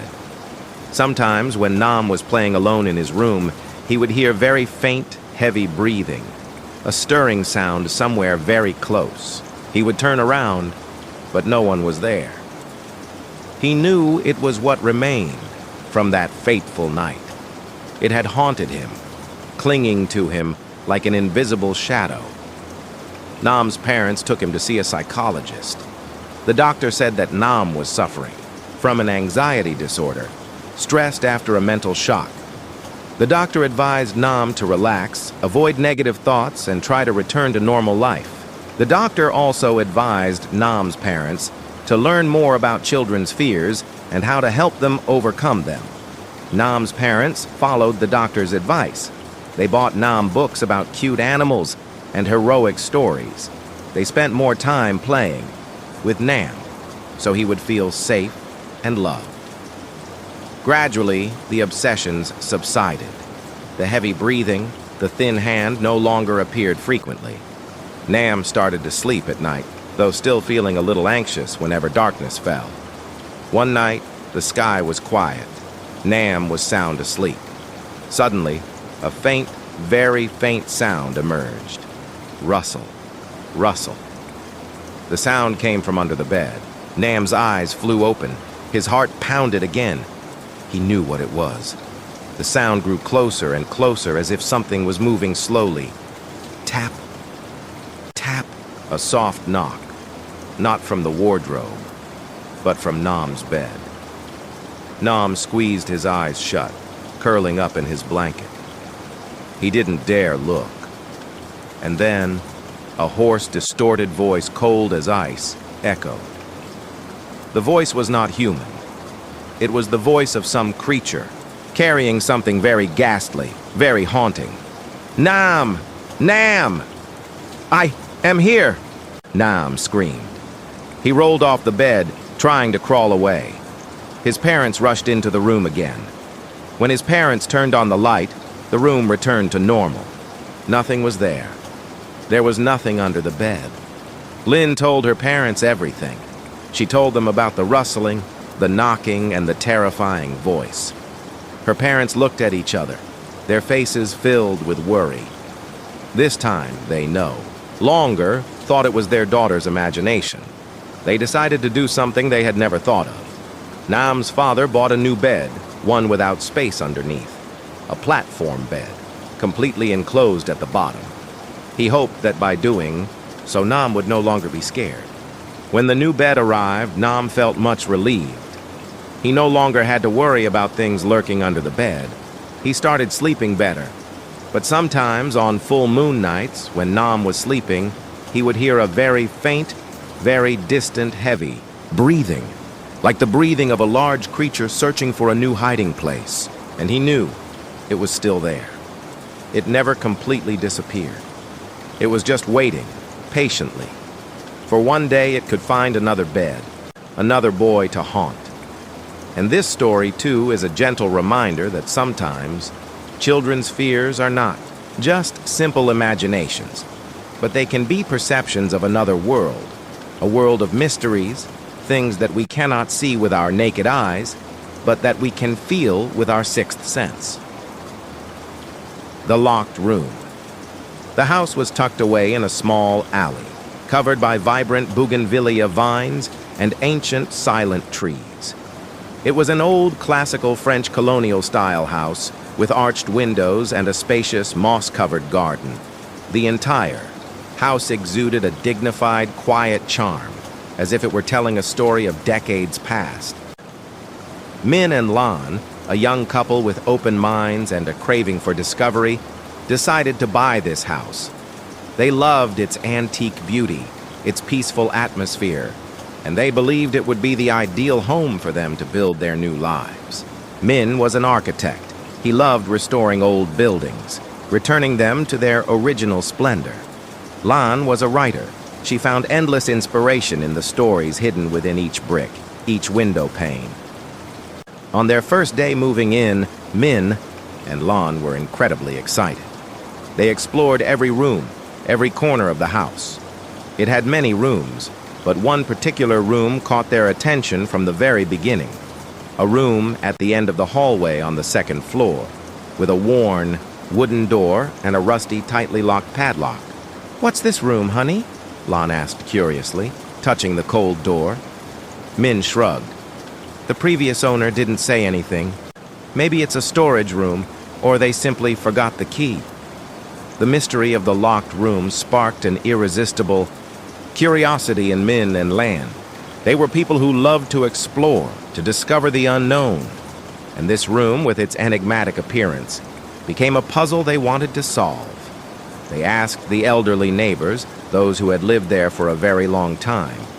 But no one knew anything about that room. Some said that the room had been locked for a very long time, since the time of the first owners. Others whispered stories of a tragedy that had occurred in the house and that the room held a terrible secret. These stories only made Min and Lan more curious. They decided they had to find a way to open that room. They tried many different keys, tried to pick the lock, but the rusty padlock remained stubbornly in place. Finally, Min decided to use bolt cutters to remove the lock. He worked carefully, little by little, until the padlock snapped open with a dry clack. Min and Lan stood there, their hearts pounding. They took a deep breath, then slowly pushed the door open. The creaking of rusty hinges echoed in the silent space. The room opened. Min and Lan looked inside. The faint light from the hallway seeped in, revealing an empty space, just as they had thought. The room was empty. No furniture, no belongings at all. Only peeling walls, a dusty floor, and a damp, old smell. But then, they saw it. In the middle of the room, there was an old rocking chair. The chair was made of dark oak with intricately carved details worn smooth by time. It stood there, alone in the empty room, like a forgotten object, carrying a sad story. The chair wasn't brightly colored, just a dull old gray-brown, but it had a very strong presence. Min and Lan felt a little disappointed. They had expected something more mysterious, some treasure, or an answer to the rumors. But it was just an empty room and an old rocking chair. "It must have been someone's old room, honey," Lan said, her voice slightly deflated. "They probably just left it behind." Min nodded. He thought so too. They closed the door but didn't lock it again. They decided they would clean this room later. In the following days, Min and Lan were busy renovating the house. They repainted walls, repaired floors, and redecorated rooms. They tried to forget the existence of the locked room, but occasionally when they passed by it, they felt an inexplicable feeling creep into their hearts. One particular night, it was pitch black. The wind whistled through the window cracks, carrying the chill of the late night. Min and Lan were in bed, reading. The house was enveloped in absolute stillness. Suddenly, a faint, rhythmic sound came from the end of the hallway, the creaking of a rocking chair. Min and Lan startled. They looked at each other. The sound was clearly coming from the formerly locked room, which was no longer locked now. The creaking was irregular, sometimes fast, sometimes slow, sometimes faint, sometimes strong, as if someone was sitting in the chair, rocking. Min and Lan felt a cold current run down their spines. Their hearts suddenly beat a little faster. They were practical people, not believing in ghosts. They tried to find a logical explanation. Perhaps it was the wind, or old wood expanding and contracting. But the sound was too clear, too real. "Did you hear that?" Lan whispered, her voice slightly shaky. Min nodded. He heard it too. He slowly got out of bed. "I'll go check," Min said, though he also felt a vague fear. Lan grabbed Min's hand. "Don't go, honey, I'm scared." "It's okay," Min reassured his wife. "It's probably nothing, maybe just the wind." Min took light steps out of the room, walking down the hallway. The closer he got to the room, the clearer the creaking became, and a cold sensation emanated from that door. He stood before the door. The creaking continued, like a chilling invitation. Min slowly, very slowly, reached out and touched the doorknob. And then, another sound, deep and heavy, came from inside the room. A heavy sigh. Min froze. The blood in his veins seemed to congeal. That sigh was not the wind. It was the sigh of a living being, a sigh full of weariness or sorrow. Absolute terror enveloped Min. He knew there was something in that room. He backed away, stumbled against the wall, and fell onto the floor. He stared at the door, where darkness reigned. The creaking continued. The sigh still echoed. Lan, hearing the commotion, rushed out. She saw Min huddled on the floor, his face ashen. "What's wrong, honey?" Lan asked worriedly. Min tried to speak, but his voice was lost to fear. He could only point to the room's door. Lan looked at the door. She also heard the creaking, and then she also heard the heavy sigh. The couple clung to each other, trembling in the dark. They didn't dare stay there any longer. They turned around, ran quickly downstairs, and turned on all the lights in the house. They didn't dare stay alone in the dark anymore. They couldn't sleep that night. They sat huddled in the living room, their eyes constantly looking up at the ceiling, where the mysterious room was located above. Every time there was a strange noise, every time the wind whistled through a crack, they would jump. The creaking of the rocking chair and the heavy sigh kept echoing in their heads. The next morning, when the sun rose, Min and Lan returned to the room. The door was still slightly ajar. They looked inside. The rocking chair was still there, in the middle of the empty room. It stood still, motionless, as if nothing had ever happened. Min and Lan felt a bit of relief, but at the same time, an inexplicable feeling crept into their hearts. Perhaps they were just too tired, or their imagination was too vivid. They decided to clean the room immediately. They brought their tools, cleaned up the dust, and tried to move the rocking chair out of the room. But the chair was very heavy, and it seemed as if some invisible force was holding it tightly. Min and Lan couldn't move the chair. They felt a sense of powerlessness. They decided to leave the chair there and close the door. They decided never to disturb that room again. However, the strange occurrences didn't stop there. On subsequent nights, the creaking of the rocking chair and the heavy sigh echoed again, sometimes from the room, sometimes from the hallway, sometimes from right at the bottom of the stairs. The sounds grew clearer and clearer, as if something was trying to communicate with them. Min and Lan became increasingly haunted. They couldn't sleep, couldn't focus on their work. They constantly felt as if there was an invisible presence in the house, a trapped soul trying to get their attention. They tried to find information about the house's history, about the people who had lived there. They asked the elderly residents of the village, those who had lived there for a very long time. An old woman told Min and Lan a sad story. Many years ago, a woman lived in this house. She was a single mother, raising a young son. She loved her son dearly, but unfortunately, her son contracted a severe illness and passed away when he was very young. The woman was utterly heartbroken. She had locked her son's room, where the rocking chair she used to lull him to sleep was.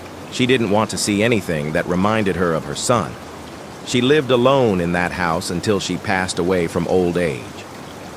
After hearing the story, Min and Lan felt their hearts ache. They understood the mother's pain, and they also began to understand the origin of the rocking chair's creaking and the heavy sigh. It was the sound of the mother, still sitting on the rocking chair, lulling her invisible son to sleep. And that sigh was the sigh of pain, of loneliness, of a soul trapped in the past. Min and Lan were no longer scared. Instead, they felt an immense pity. They wanted to help that mother's soul. One night, when the rocking chair's creaking echoed again, Min and Lan decided to confront it. They went upstairs to the room. The creaking still echoed, mournful and haunting. The sigh was still deep and heavy. Min and Lan opened the door. The room was still empty with only the rocking chair in the middle. It was still rocking on its own even though no one was sitting on it. Min and Lan stepped into the room. They didn't say anything. They just sat down on the floor, facing the rocking chair. They sat there, listening to the creaking, listening to the sigh. They felt a gentle presence, a cold but not frightening sensation. Min and Lan began to talk to the mother's soul. They told her about their lives, about their dreams. They told her that she didn't need to stay there anymore, that she could leave, could find peace. They told her that her son was waiting for her in another world, a better place. As Min and Lan were speaking, they felt a gentle cold current pass through them. The rocking chair slowly, very slowly, stopped. The creaking fell silent. And then The sigh vanished into thin air. The room plunged into absolute stillness. Min and Lan looked at each other. They felt a strange sense of peace. No more fear, no more haunting. They felt as if the mother's soul had been comforted, had been set free. From that night on, the rocking chair's creaking and the heavy sigh never echoed again. The house returned to its inherent quietness, but it was no longer an eerie silence. It was a true serenity, a peace stemming from tranquility. Min and Lan still lived in that house. They didn't disturb the rocking chair anymore. They left it there, in the middle of the empty room, as a reminder of a sad story, a story that had found peace. They continued their lives, building their home and embracing new things. They knew that there are mysteries in this world, things that we cannot see with our naked eyes, but that we can feel with our hearts, and sometimes with empathy. And this story, too, is a gentle reminder that sometimes locked rooms don't just contain old objects. They can hold pain, memories, and souls waiting to be heard, understood, and set free. Whispers in the wind-in pine-green forest, an ancient, secluded woodland nestled deep within a remote valley where towering pine trees reached for the sky, forming a dense canopy that obscured even the sunlight. A group of young friends was preparing for an exciting camping trip. It was a group of 6 close university friends: Tuan, the calm planner; Mai, the energetic girl, always full of zest; Lin, the shy girl who loved nature; Hung, the humorous guy, always bringing laughter; Koa, the quiet one, passionate about exploration; and Vi, the careful girl, always worrying about everyone. Pine Green Forest was renowned for its wild, majestic beauty, but it also held many mysterious tales. Locals often whispered rumors about wandering spirits, strange sounds, echoing in the dark of night. But the young friends, with the enthusiasm and adventurous spirit of youth, paid no mind to these rumors. They simply wanted to enjoy a night of camping amidst nature, far from the city's hustle and bustle. They arrived at the campsite in the afternoon when the golden sunlight still lingered on the leaves. They quickly set up their tents, built a fire, and prepared dinner. Laughter, melodious music, and the fragrant smell of grilled meat spread throughout the forest, chasing away its usual stillness. After dinner, the friends gathered around the campfire, chatting and telling each other funny stories. The fire blazed, casting flickering light on their radiant faces. Outside, night gradually fell, bringing the chill of the deep forest. Insects chirped, and the wind gently rustled the trees. "How does everyone feel? The air here is really fresh," Mai said, taking a deep breath. "Indeed," Tuan nodded. "It feels so different from the noisy city." Lin, sitting close to Hung, shivered slightly. "I feel a bit cold, and also a bit creepy." Hung burst out laughing. "Creepy? Lin, you've been listening to those ghost stories from the old folks in the village again, haven't you?" Koa, usually taciturn, suddenly spoke up. "This forest has many stories. People say there are souls of those who got lost in the forest, and they still linger here." Vi looked at Koa with worried eyes. "Koa, don't talk about those things anymore. It's scary," Tuan reassured everyone.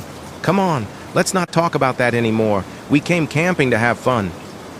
The group continued to chat, trying to dispel thoughts of strange things. However, a vague sense of unease still crept into each person's heart. As the clock neared 11 p.m., the group began to feel sleepy. They turned off their lights, crawled into their tents, and prepared to sleep. The crackling fire slowly died down and finally went out completely. The tent plunged into darkness. Outside, the wind began to pick up. It whistled through the pine trees, creating a strange sound like a sigh, a moan. Suddenly, a faint, very faint sound, yet one that startled Mai. A whisper. Mai's eyes flew open. She rubbed her eyes, listening intently. It was an indistinct whisper, as if someone was speaking, but very softly, very far away. It blended with the wind, hard to distinguish. "Who's there?" Mai called softly, her voice slightly shaky. There was no reply. Only the wind whistling through the trees. Mai thought perhaps she had misheard, or that she was half asleep. She closed her eyes, trying to go back to sleep. But then, the whisper echoed again, a little clearer. This time, Mai could hear it more distinctly. The whisper was not the wind. It was voices, and they seemed to be calling her name. "Mai! Oh, Mai!" The voice sounded very faint, very distant but very clear. It carried something cold, unearthly. Mai startled, sitting bolt upright. Her heart pounded in her chest. She looked around the tent. Tuan was sleeping soundly beside her. Lin and Hung were also asleep. Mai shook Tuan.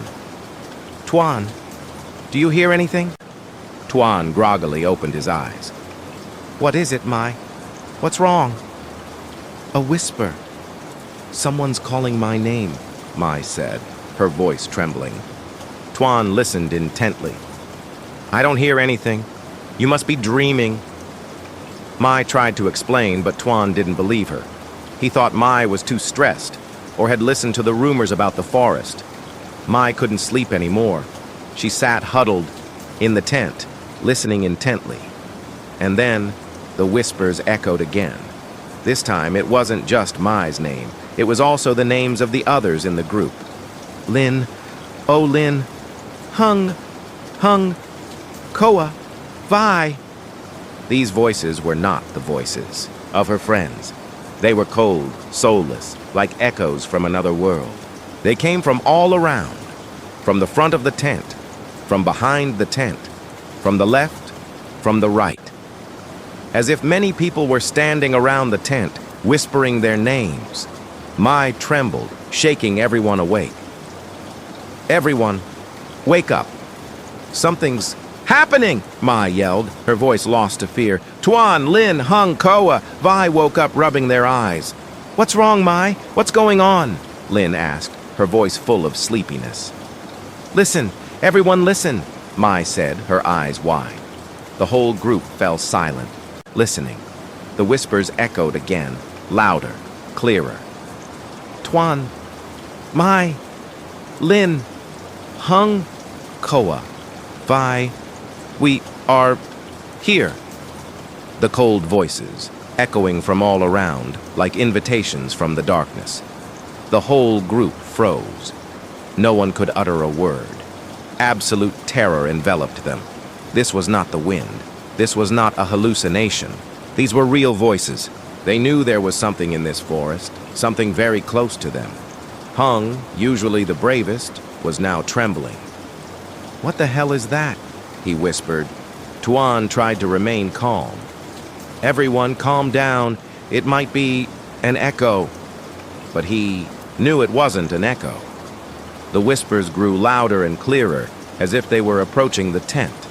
They could feel a cold current creeping into the tent, a damp, rotting smell. The whispers were no longer just calling their names. They began to whisper other things, disjointed, unintelligible phrases, but carrying something very haunting. "Don't go anymore. Stay with us. It's cold." Koa, usually reserved, suddenly clutched his head, groaning. "Stop it! Stop it!" Vi sobbed uncontrollably. "I'm so scared. I want to go home." Tuan tried to reassure everyone. "Everyone, calm down. We have to find a way out of here." But they didn't know what to do. Darkness surrounded them, and the cold whispers were encircling them. The whispers grew more aggressive, like the screams of angry spirits. The tent began to shake slightly. They felt as if invisible hands were touching the tent walls, trying to pull them out. "Run!" Hung yelled. The whole group dashed out of the tent, scattering into the forest. They didn't know where to run.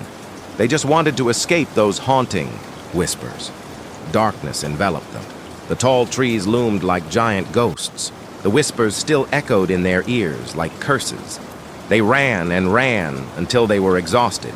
They fell to the ground, gasping for breath, trembling all over. The whispers still followed them closely. And then another sound emerged, clearer, closer. Footsteps.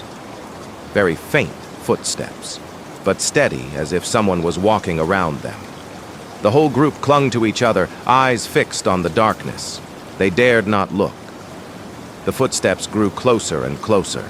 They could feel a cold breath on their faces, a strong smell of decay, and then a hoarse, distorted voice, cold as ice, echoed right next to their ears. The voice was not human. It was the voice of some creature carrying something very ghastly, very haunting. You will stay with us forever. The whole group screamed. They tried to crawl up to keep running, but they were exhausted. They couldn't run anymore. Darkness enveloped them.